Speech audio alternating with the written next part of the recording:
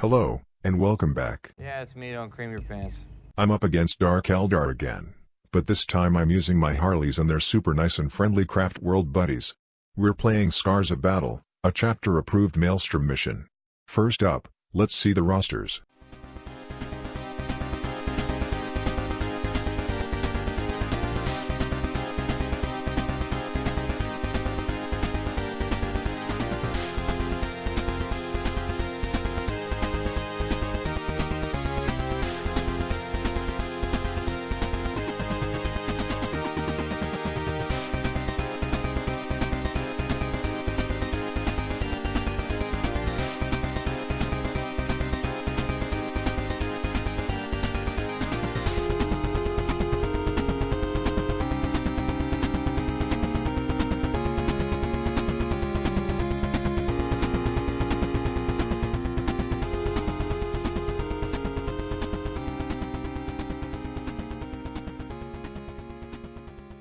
First off, I must have accidentally changed my camera settings without realizing, cause the picture size is different, so in this report these black lines are gonna be at the top and bottom. Oh shit! Anyway, in Scars of Battle you randomly discard 6 cards before the battle.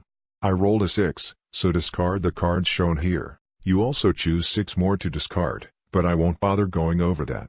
I just got rid of the shitty ones. Okay? So we placed our objectives like so. 1, 2, 3, 4, 5, and 6. I won the roll-off, so deployed my whole army first. Here we are after deployment. It's a frontline assault map. You just can't see my planes which are in each corner. Right corner, along with my Warlord's Starweaver and 1 unit of Rangers, and left corner. My 2nd Ranger unit is in reserve. Those Dark Eldar look pretty thin on the ground, right? Let's take a closer look at them. All the Talos are in the far corner, and in front of them obscured by the building are both his Venoms and Archon. His Coven characters are behind a screen of racks, and his Grotesques, which are the guys with pink robes, are lined up across the front of his deployment zone. He placed all 3 of his Ravagers in deep strike using a stratagem. It's an unusual deployment for sure, and doesn't leave me with many options in my turn 1. So I do keep the first turn. I draw, Principal Performance, Secure 6, and Overwhelming Firepower. I move up like so. The only hope I have of scoring first strike is by taking out a Venom, so both my small bike units get in range, but it does leave them dangerously close to the Dark Eldar infantry. I send my big unit to secure Objective 6, here, and put Prismatic Blur on them. I keep my Solitaire way the frick back, you can see him in the bottom right corner, along with my fusion boat, which I see no point in committing just yet. Both planes fly across to pick on the Grotesques. Combined shooting and psychic against the Grotesques kills 3. Then, one of my small bike units fluffs its shooting, but the other one fortunately does manage to take out a Venom. I also use Fire and Fade on one of the bike units, to move them back towards the Farseer, to a more acceptable distance from the Grotesques. So I score first strike, Overwhelming Firepower, and Secure 6, for a total of 3 points. I discard Principal Performance, as I don't want it clogging up one of my card slots for the whole battle. Dark Eldar turn 1, and they draw Secure 6, Defend 3, and Defend 2. His main battle line advances slowly but surely, and some of the racks are reasonably close to 1 unit of my bikes. Over here, his Grotesques head over to threaten my big unit of bikes, also threatening to grab Objective 6. His shooting is fairly minimal at the moment, as it's mostly just his Taluses, and they only hit on 4+ in the first place, so against Harlequin Mirage launchers they're not exactly great. They aren't in range of any of my vehicles, so they target the bikes, but only do 1 wound to 1 unit and 2 to the other. He then does manage to charge my bikes with his Grotesques. No, it's fine, no problem. And a unit of 5 racks gets in on one of my small units. The Grotesques do 2 wounds to me, and lose a model in return. Gotta love that 3+ invulnerable. Over here, the racks do 1 wound, but I don't kill any of them. So, Dark Eldar unfortunately don't score first strike, but they do have more models near Objective 6, so they score their secure. It's 3-1 to Harleys at the end of round 1, then. My turn 2, and I draw 3 new cards, Supremacy, Trickery and Deception, and Take the Stage.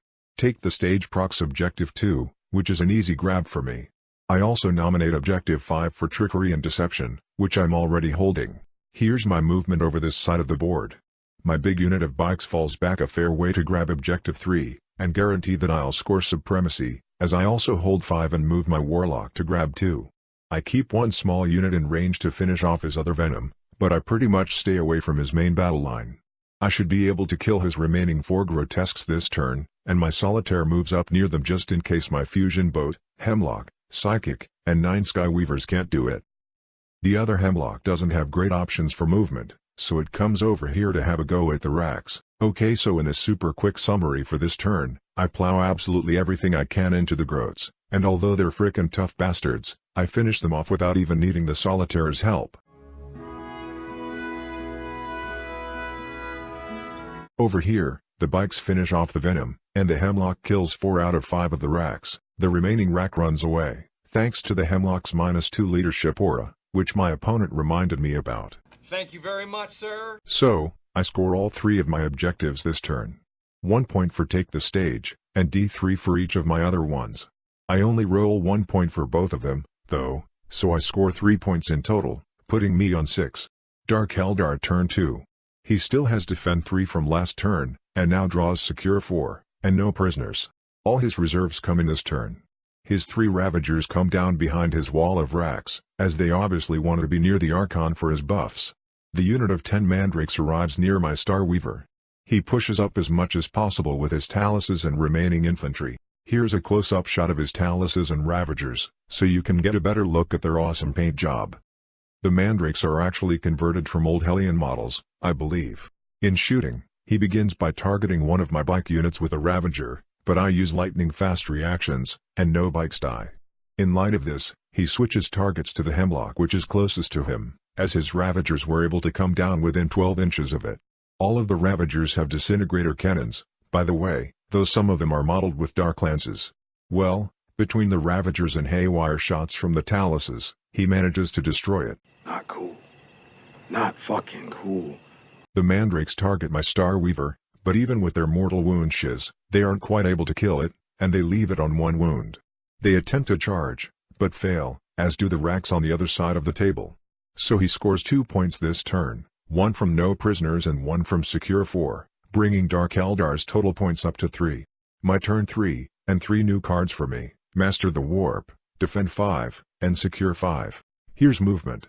I'm obviously very keen to delete those juicy Ravagers as quickly as possible with all my haywire, but in order for my big unit of bikes to get in range of them, I'd have to end up in easy charge range of the Taluses, so I keep the big unit safely focused on the Mandrakes, and just leave the small units to engage the Ravagers.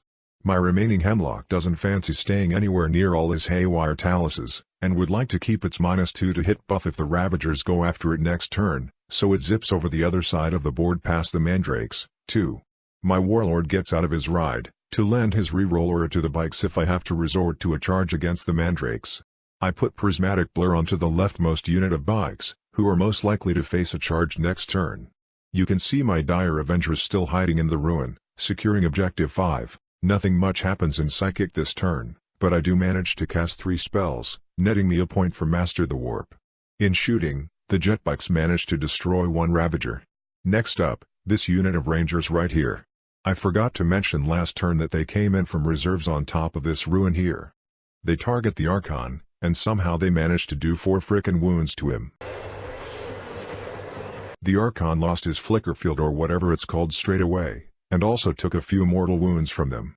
Over here, the Mandrakes do soak up a bit of damage due to their -1, but I kill 8 before combat.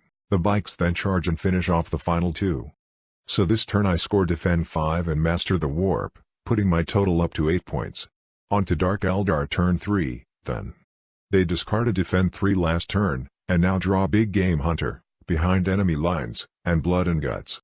The Taluses finally start to come forward more aggressively, with these 4 able to get reasonably close to my big bike unit, and the other 2 looking at what should be an easy charge against my Prismatic Blurred bikes.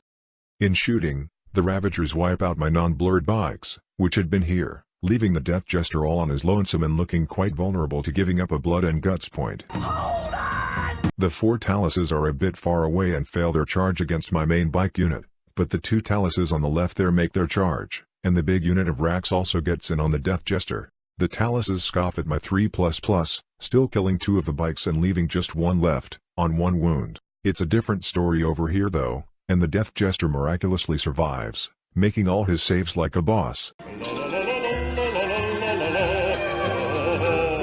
At the end of the turn, then, Dark Eldar only score behind enemy lines, cause the Raks managed to get in my deployment zone with their charge, which puts them on 4 points all told. My turn 4 cards, Secure 2, Secure 3, and Blood and Guts. 3 easy points here, then. I move my remaining bikes across so that they can fire at a Ravager and then charge the Raks. My Warlord, here, starts to head that way too, and I keep my fusion boat near him to provide a buffer so he can't yet be targeted. The Solitaire is once again deprived of combat as he's needed up here, to grab Objective 3, while my handy little Warlock claims Objective 2 again. My Hemlock flies up here, you can only see its base.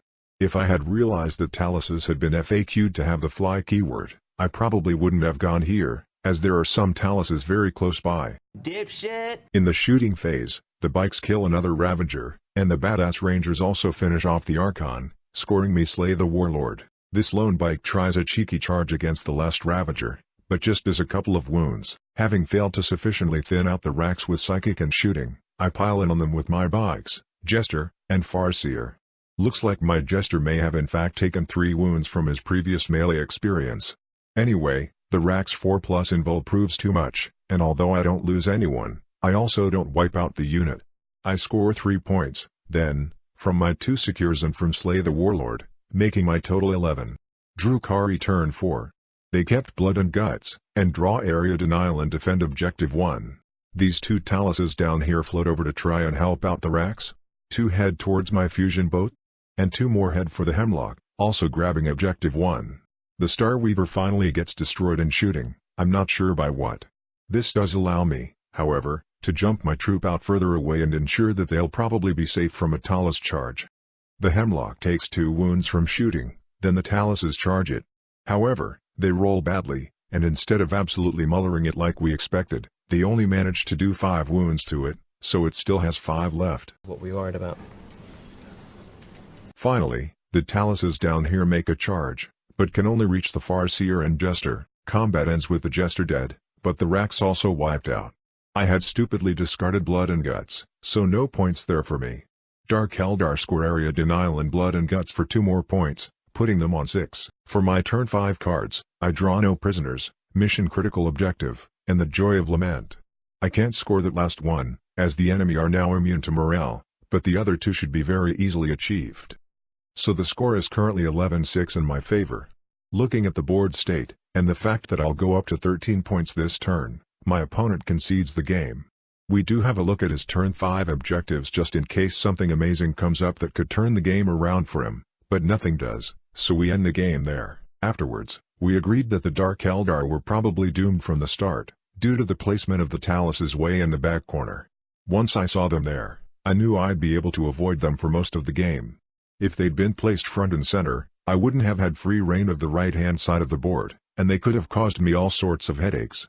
This is the most conservatively I've ever used this army. For example, I barely even used my fusion boat and Solitaire, and kept my bikes relatively safe, and I think it really paid off.